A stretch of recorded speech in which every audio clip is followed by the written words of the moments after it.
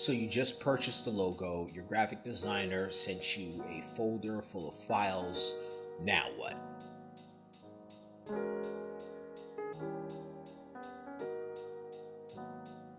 Okay, so the first thing you want to do is you want to look at the file formats. There are three main file formats that you're probably going to see. They are JPEG, PNG, and vector. The JPEG. Now, this is the most common file format you're going to receive. This is what most of the pictures on the internet are, and you're going to have a normal JPEG of your logo. You can use this on a Word document. You can use this in a PowerPoint presentation. It has a very, very, very limited use, as in it's an end state file. You're not going to really be able to do much manipulation with it. JPEGs are often the same file format that you will have on your Facebook page for your picture. It can also be for your banner, depending on how it's arranged. But that's pretty much what you're going to use the JPEG for. It is a simple picture file. It's the output. It's more than likely what you're used to seeing as far as pictures go. What I will say is JPEGs can be used for print. They have the correct color profile for most print shops, although most print shops are going to want a PDF, but JPEGs work just as well. The second file format that you might come across is PNG. Now, I call this kind of like the cousin of the JPEG, but you don't really use PNGs for print. You use them as floating files. And when I say floating files, this is what I mean. When you're looking at a JPEG of your logo, you're going to see the white background or the black background. More than likely, it's going to be a white background.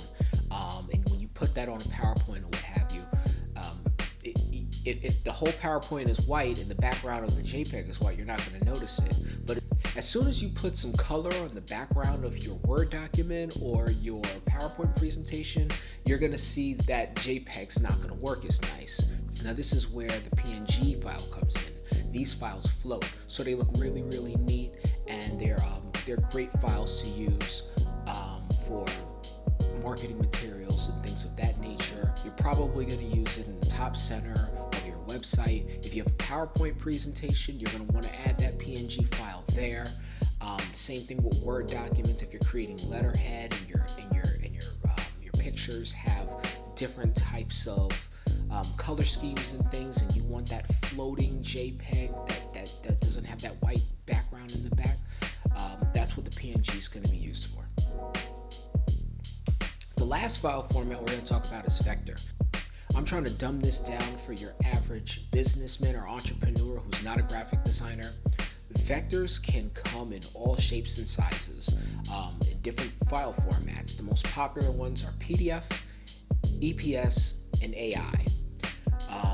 AI and EPS are kind of like work files. PDFs are kind of like JPEGs in that you can open them without necessarily having a graphic design software, but you can't manipulate them. EPS and AI, more than likely, just to open them, you're going to need some type of advanced software like Adobe Illustrator.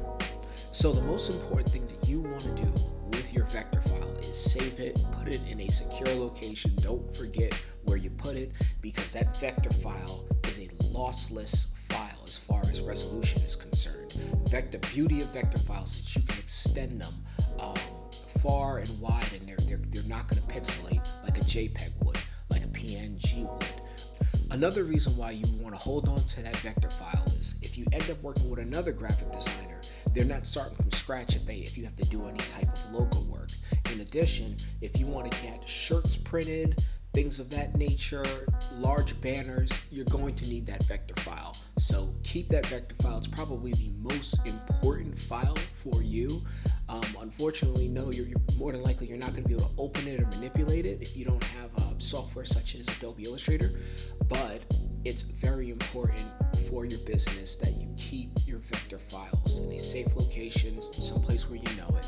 That way, if you ever need to hire someone to do any type of design work, they have someplace to start from. It is the raw file. Think of it as the birth certificate of your logo. So there you have it, a brief informational on the three file formats you most likely received after purchasing a logo. Until the next time.